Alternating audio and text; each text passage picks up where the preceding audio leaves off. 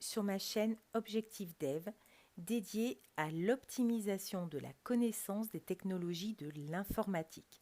Je suis Laurence et aujourd'hui je vous propose de découvrir un éditeur de texte facile à utiliser, disponible sur tous les systèmes d'exploitation les plus connus. Il s'agit de Sublime Text.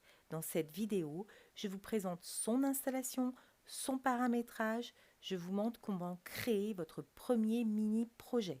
Après cette vidéo, vous serez en mesure de coder votre programme. Mais à quoi sert un éditeur de texte? En anglais, to edit signifie plusieurs choses, dont rédiger. Et c'est cette définition que nous allons retenir. Un éditeur de texte nous permettra de rédiger notre code dans le langage de notre choix, par exemple HTML, CSS, JavaScript, etc. Passons à l'installation sur le site www.sublimetext.com/3. Dans la partie Download, nous pouvons sélectionner le système d'exploitation. Si, comme moi, vous travaillez sur Windows, cliquez sur le lien correspondant, sinon sur celui qui correspond à votre système d'exploitation. Dès lors, votre téléchargement est effectué. Vous pouvez installer Sublime Text sur votre ordinateur. Dans l'explorateur de fichiers, dans le répertoire téléchargement, récupérez le fichier build enregistré suite au download. Double-cliquez dessus, suivre l'assistant d'installation. Surtout, retenez bien l'adresse d'enregistrement du fichier pour pouvoir le retrouver. Par défaut, l'assistant propose le disque C, sinon vous pouvez le modifier. Sublime Text est installé. Pour le retrouver facilement, je vous propose de créer un raccourci vers votre bureau. Vous avez retenu l'adresse d'enregistrement de Sublime Text sur l'un de vos disques. Ouvrez ce dossier, cherchez à l'intérieur l'exécutable sublimetext.exe. Clic droit, sélectionnez Envoyer vers le bureau. Votre raccourci est créé. Nous pouvons désormais entrer dans Sublime Text. Pour cela, double-cliquez sur le raccourci du bureau. Sublime Text contient un menu horizontal de fonctionnalités, un menu vertical pour notre dossier et l'arborescence de nos fichiers. À droite, une zone de texte sur laquelle nous pourrons rédiger notre code. Mais ce n'est pas fini, car nous allons créer un véritable environnement de développement. Et pour cela, nous avons besoin du package control. Qu'est-ce que le package control? Un gestionnaire de paquets qui va nous permettre d'installer d'autres fonctionnalités. Sur l'URL packagecontrol.io/installation, vous avez deux possibilités pour le télécharger. La première, en ouvrant la palette de commandes. Pour cela, sur Windows et Linux, vous faites CTRL-SHIFT-P. Sur Mac, CMD-SHIFT-P. Quand elle s'ouvre, vous écrivez Install Package Control, puis Entrée. Puis, dans le menu Sublime Text, vous ouvrez Tools, sélectionnez Install Package Control, pas besoin de fermer ni redémarrer Sublime Text. La seconde méthode est manuelle. Sur la même URL, vous cliquez sur Download, Package Control Sublime Package. Dans l'explorateur de fichiers et le répertoire téléchargement, vous récupérez ce fichier, vous le copiez, vous retournez dans le dossier pour chercher le dossier précédemment enregistré Sublime Text 3. Vous collez le build dans le répertoire package de ce fichier. Je vous montre un chemin. Et pour cette méthode, vous devrez refermer Sublime Text et le réouvrir. Je vous ai parlé d'ajouter des fonctionnalités, on parle de plugin. Un plugin permet d'associer de nouvelles fonctions à Sublime Text et de créer ainsi un outil puissant. Par exemple en ajoutant l'autocomplétion, des infos relatives aux erreurs de code, obtenir la documentation d'une fonction, etc. Pour installer vos différents packages, à partir de votre package control, ouvrez la palette de commandes, plusieurs possibilités. La première, menu, préférences, package control, install package et vous appelez le plugin et là on va appeler emmet. La seconde méthode consiste à ouvrir la palette de commandes sous Windows et Linux, CTRL-SHIFT-P comme nous l'avons vu précédemment, sous Mac, CMD-SHIFT-P. Vous arrivez directement dans le package control, vous écrivez package control install, puis vous tapez le nom du plugin que vous souhaitez ajouter. Nous avons dit « Emmet ». La palette de commandes peut se fermer avec le bouton « Exit » ou « Échappe ». Je souhaite vous montrer deux grandes fonctionnalités du plugin Emmet. La première fonctionnalité, c'est la création automatique d'une structure HTML. Et pour cela, vous avez trois présentations possibles. Dans un fichier .html, vous faites HTML plus entrée et vous obtenez une structure simple HTML déjà construite. Un point d'exclamation plus la tabulation, vous obtenez la même structure mais plus détaillée, plus fournie, avec notamment le charset UTF-8. Et la troisième méthode, vous faites point d'exclamation tabulation, mais point d'exclamation, pardon, langue égale FR entre crochets, et ensuite vous faites CTRL-E. Et dans ce cas-là, vous obtenez la langue française. La seconde fonctionnalité de Emmet, c'est la création d'un squelette pour notre code à partir d'une seule phrase. Ce que nous écrivons,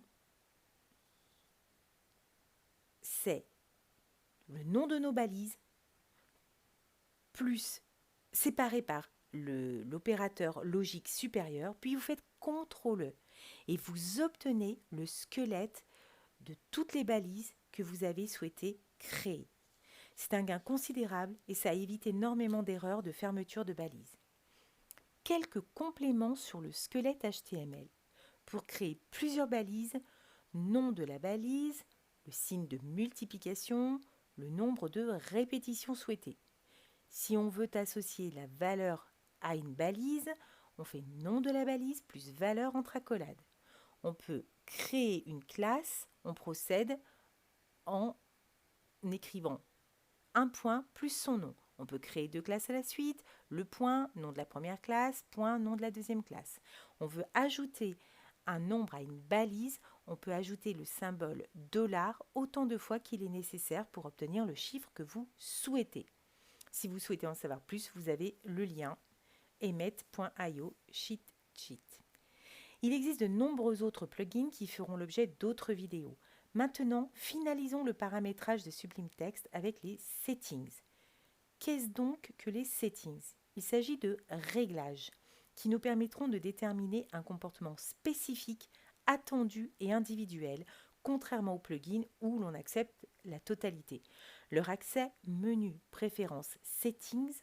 Et dans les settings, on peut trouver par exemple le thème, la couleur de fond, la police, la colorisation syntaxique de la zone de rédaction du code dans Sublime Text.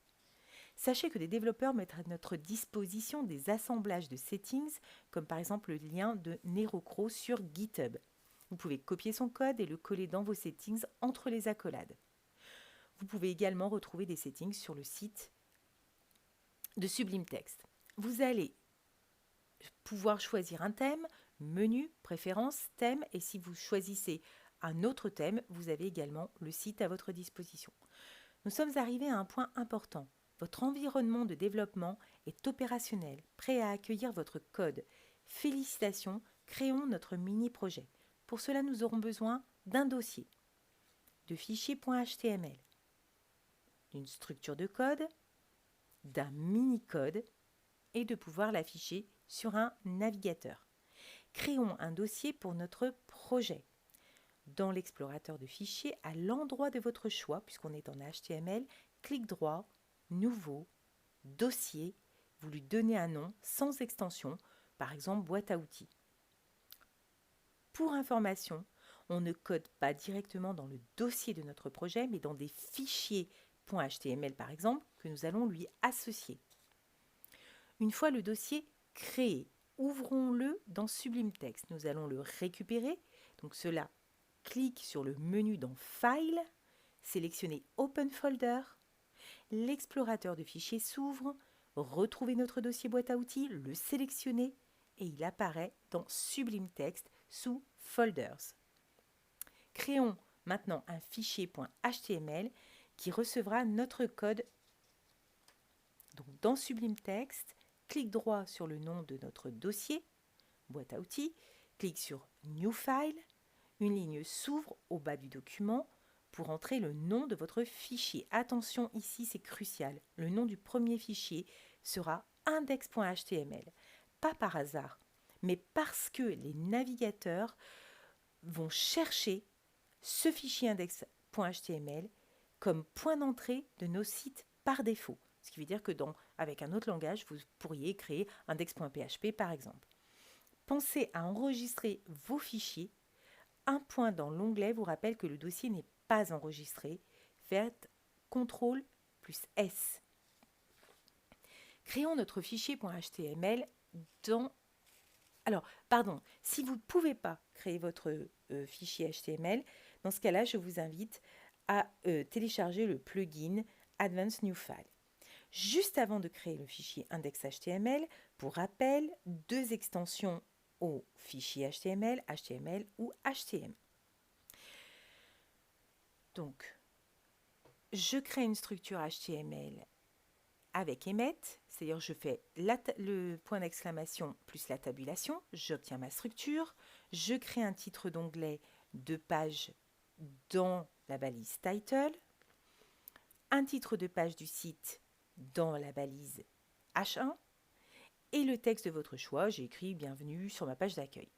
Enfin, nous allons afficher notre code sur notre navigateur. Plus tard, nous intégrerons des plugins permettant de le faire directement via Sublime Text. Pour aujourd'hui, nous allons le faire autrement. Pour afficher le code sur le navigateur, dans l'explorateur de fichiers, retrouvez votre dossier boîte à outils. Entrez dans le dossier et sur le fichier index.html.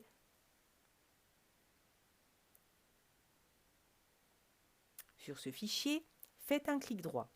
Choisir la fonction « Ouvrir avec », choisir Firefox, votre page s'affiche sur le navigateur. Rappelons que le HTML est directement interprétable par le navigateur. Un serveur n'est donc pas indispensable pour afficher du code HTML. Eh bien, je n'ai qu'une seule chose à vous dire. Bravo pour la construction de votre premier projet. Cela vous a semblé évident ou facile? Ce n'est pas forcément le cas. Et si cela vous a paru simple, j'en suis ravie. Nous avons vu ensemble comment installer Sublime Text, ajouter son gestionnaire de package, ajouter et utiliser le plugin Emmet, paramétrer les settings, créer un projet, créer un fichier HTML. Mais c'est la même chose avec d'autres extensions. Créer une structure HTML et un bout de code. Enfin, l'afficher sur le navigateur. J'espère que cette vidéo vous aura été utile. N'hésitez pas à la visionner de nouveau pour vous imprégner de son contenu. J'ai eu beaucoup de plaisir à réaliser cette vidéo et j'espère qu'elle vous a plu. Merci d'ajouter un pouce bleu, de partager la vidéo sur vos réseaux sociaux et me proposer des sujets à traiter en commentaire. Activez la cloche pour recevoir les notifications de mes prochaines vidéos et s'il vous plaît, abonnez-vous car c'est la seule façon de voir notre travail reconnu. Je vous rappelle enfin les liens d'autres vidéos disponibles dans la description. Merci de m'avoir suivi et à bientôt sur ma chaîne Objectif Dev.